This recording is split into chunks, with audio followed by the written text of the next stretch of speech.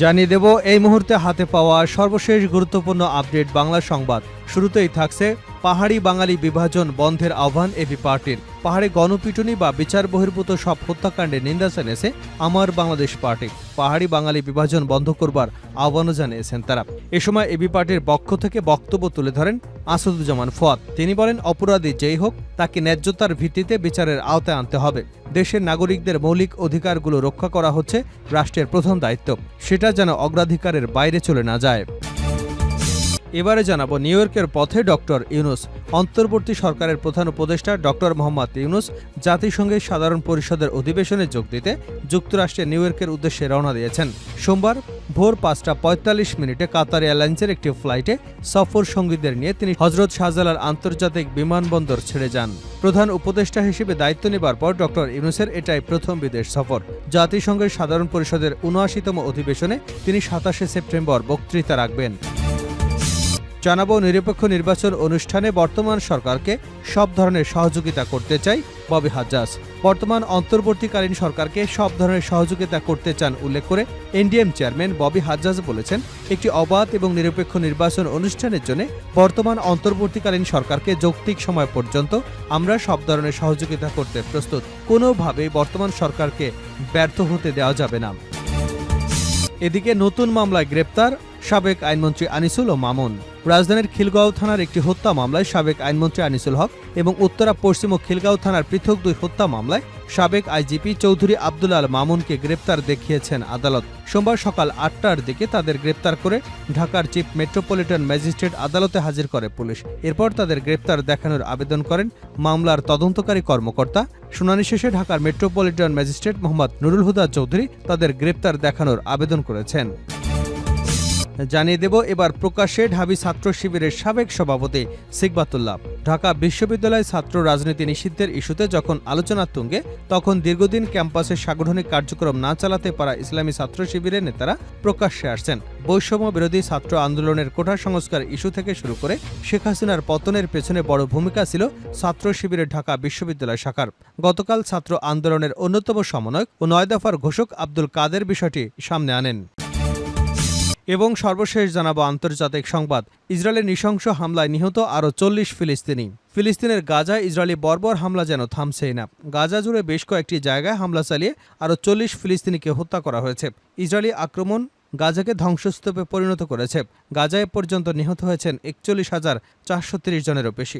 গতকাল রবিবার এক প্রতিবেদনে এ তথ্য জানিয়েছে বার্তা সংস্থা আনাদোলু এজেন্সি। এতক্ষণ শিরোনাম শুনছিলেন, এবার বিস্তারিত। প্রিয় দর্শক, আপনি যদি এই চ্যানেলে নতুন হয়ে থাকেন, ভিডিওটি দেখতে দেখতে চ্যানেলটি সাবস্ক্রাইব করে আমাদের সঙ্গে থাকুন। আর এই ভিডিও সম্পর্কে আপনি আপনার মূল্যবান মতামতটি কমেন্ট বক্সে জানিয়ে দিন। আর হ্যাঁ প্রিয় দর্শক, জানিয়ে দিন ভিডিওটি কোথা থেকে দেখছেন। পাহাড়ি বাঙালি বিভাজন বন্ধের আহ্বান এবি পার্টির। পাহাড়ে গণপিটুনি বা বিচার বহির্ভূত সব হত্যাকাণ্ডে নিন্দা জানিয়েছে আমার বাংলাদেশ পার্টি। পাহাড়ি বাঙালি বিভাজন বন্ধ করবার আহ্বান জানিয়েছেন তারা। রাজধানীর বিজয়নগরে এবি পার্টির কেন্দ্রীয় কার্যালয়ে এক সংবাদ সম্মেলনে দলটির নেতারা এমন কথা বলেন। পার্বত্য চট্টগ্রামে অস্থিরতা ও করণীয় বিষয়ে সংবাদ সম্মেলনের আয়োজন করা হয়। এ সময় এবি পার্টির পক্ষ থেকে বক্তব্য তুলে ধরেন যুগ্ম সদস্য সচিব আসাদুজ্জামান ফুয়াদ। তিনি বলেন, অপরাধী যেই হোক তাকে ন্যায্যতার ভিত্তিতে বিচারের আওতায় আনতে হবে। দেশের নাগরিকদের মৌলিক অধিকার রক্ষা করা হচ্ছে রাষ্ট্রের প্রধান দায়িত্ব, সেটা যেন অগ্রাধিকারের বাইরে চলে না যায়। এবি পার্টির যুগ্ম আহ্বায়ক আব্দুল ওহাব বলেন, পার্বত্য চট্টগ্রামের সমস্যা নিয়ে সরকারগুলো কখনো আন্তরিক প্রচেষ্টা চালায়নি। অন্তর্বর্তীকালীন সরকার পাহাড়ের সমস্যাকে আন্তরিকতার সঙ্গে দেখবে এবং তাদের সুপারিশ বিবেচনায় নেবে বলে প্রত্যাশা করেন। বক্তারা বলেন, পাহাড়ের বিষয়টি রাজনৈতিক সমাধানের জন্য সব পক্ষের কমিউনিটি পর্যায়ে অংশগ্রহণ প্রয়োজন।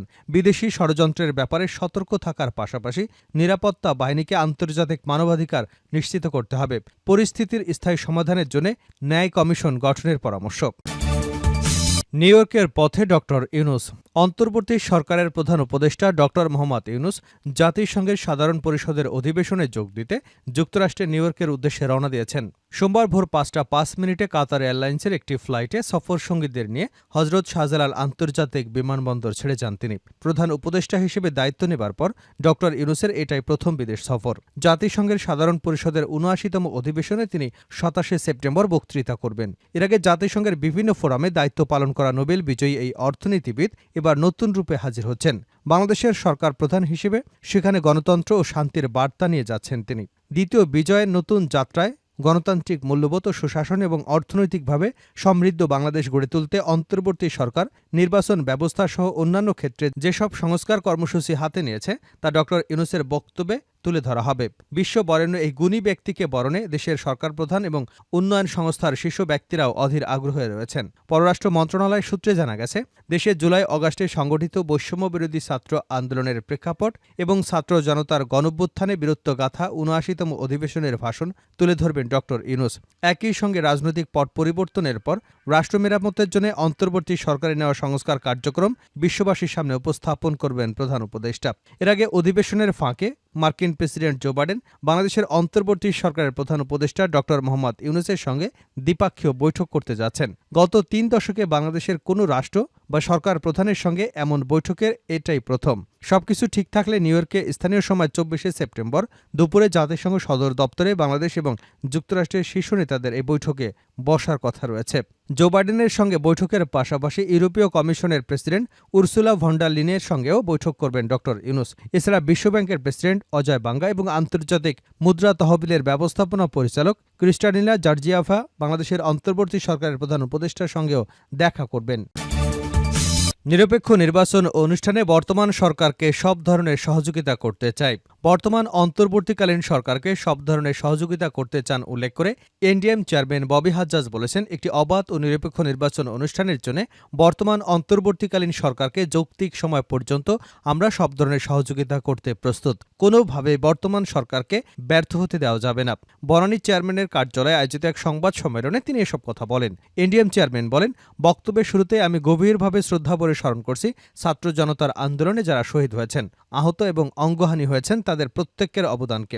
বীরশ্রেষ্ঠ আবু সাইদ, বীর মুগ্ধ এবং ফায়াজের মতো অগণিত তাজা প্রাণ রক্ত দিয়ে আমাদের জন্য এক অভূতপূর্ব বিজয় ছিনিয়ে এনেছে।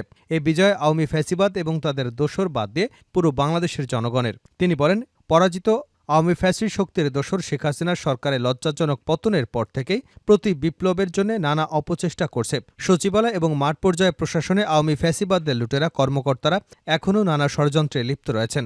এজন্য আমরা বলতে চাই, গণতন্ত্র এখনও বিপদমুক্ত নয়। আমরা গভীর উদ্বেগের সাথে লক্ষ্য করছি গণহত্যার সাথে জড়িত পুলিশ পর্যায়ের কিছু কর্মকর্তা, যেমন সাবেক ডিবি প্রধান হারুন, ডিএমপির অতিরিক্ত কমিশনার বিপ্লব কুমার সরকার, অতিরিক্ত ডিআইজি প্রলয় কুমার জোয়ারদার, অতিরিক্ত ডিআইজি এস এম মেহেদী হাসান, অতিরিক্ত ডিআইজি খন্দকার নুরুন্নবী, অতিরিক্ত ডিআইজি সঞ্জিত কুমার দীর্ঘদিন ধরে লাপাত্তা থাকলেও আইনের আওতায় আসছে না। অতি দ্রুত ফ্যাসিস্ট হাসিনার কিলিং স্কোয়াডের হিসেবে পরিচিত এসব কর্মকর্তাদের গ্রেপ্তার দেখাতে হবে। আমরা জানতে চাই, আত্মগোপনে থাকা আওয়ামী লীগের কুখ্যাত সাধারণ সম্পাদক ওবায়দুল কাদের সহ অন্য শীর্ষ নেতারা এখন কোথায়? তারা যদি দেশ ছেড়ে পালিয়ে থাকে তাহলে কারা তাদের পলায়নে সহায়তাকারী তাদের তালিকা করে ব্যবস্থা গ্রহণ করতে হবে। আন্তর্জাতিক অপরাধ ট্রাইব্যুনাল দ্রুত পুনর্গঠন করে ফ্যাসিস্ট খুনি হাসিনা সহ দল হিসেবে আওয়ামী লীগ এবং ১৪ দলকে এই ট্রাইব্যুনালে বিচার করবার উদ্যোগ গ্রহণ করতে হবে। ববি হাজ্জাজ আরও বলেন, অন্তর্বর্তীকালীন সরকার গঠিত হওয়ার উপসচিব পদে পদোন্নতি পাওয়া অন্তত ৫০ জন কর্মকর্তার বিরুদ্ধে দুর্নীতি এবং অসদাচরণের অভিযোগ রয়েছে, যারা মূলত আওয়ামী ফ্যাসিবাদের সমর্থক হিসেবে পরিচিত। জেলা প্রশাসক নিয়োগের ক্ষেত্রেও আমরা সরকারকে যথেষ্ট সতর্কতা অবলম্বন করতে দেখিনি। মাত্র এক সপ্তাহের ব্যবধানে ৪৫ জন কর্মকর্তাকে জ্যেষ্ঠ সহকারী সচিব থেকে প্রথমে উপসচিব এবং পরবর্তীতে যুগ্ম সচিব হিসেবে পদোন্নতি দেওয়া হয়েছে। সেটা অস্বাভাবিক ছিল। পার্বত্য অঞ্চলে বিচ্ছিন্নতাবাদীরা যাদের অর্থায়ন এবং পৃষ্ঠপোষকতায় ষড়যন্ত্র করছে তাদের বিরুদ্ধে কঠোর ব্যবস্থা গ্রহণ করবার আহ্বান জানান তিনি বলেন, দেশের দুটি পাবলিক বিশ্ববিদ্যালয়ে যেভাবে পিটিয়ে মানুষকে হত্যা করা হয়েছে তা আমাদের বিপ্লবকে প্রশ্নবিদ্ধ করেছে। দেশের আইনশৃঙ্খলা রক্ষায় সেনাবাহিনীর বিচারিক ক্ষমতার ন্যায়সঙ্গত দৃশ্যমান প্রয়োগের পাশাপাশি পুলিশ বাহিনীকে দ্রুত শতভাগ কার্যকর করতে সরকারকে ব্যবস্থা গ্রহণ করতে হবে। পোশাক খাতে বিশৃঙ্খলা সৃষ্টির চেষ্টায় লিপ্তকারীদের দ্রুত আইনের আওতায় আনা এবং প্রয়োজনীয় মালিক শ্রমিকদের স্বার্থ রক্ষায় একটি আলাদা কমিশন গঠন করবার কথা বলেছেন তিনি। নতুন মামলায় গ্রেপ্তার আনিসুল মামুন। রাজধানীর খিলগাঁও থানার এক হত্যা মামলায় সাবেক আইনমন্ত্রী আনিসুল হক এবং উত্তরা পশ্চিম ও খিলগাঁও থানায় পৃথক দুই হত্যা মামলায় সাবেক আইজিপি চৌধুরী আব্দুল আল মামুনকে গ্রেপ্তার দেখিয়েছেন আদালত। সোমবার সকাল ৮টার দিকে তাদের কারাগার থেকে ঢাকার চিফ মেট্রোপলিটন ম্যাজিস্ট্রেট আদালতে হাজির করে পুলিশ। এরপর তাদের গ্রেপ্তার দেখানোর আবেদন করেন মামলার তদন্তকারী কর্মকর্তা।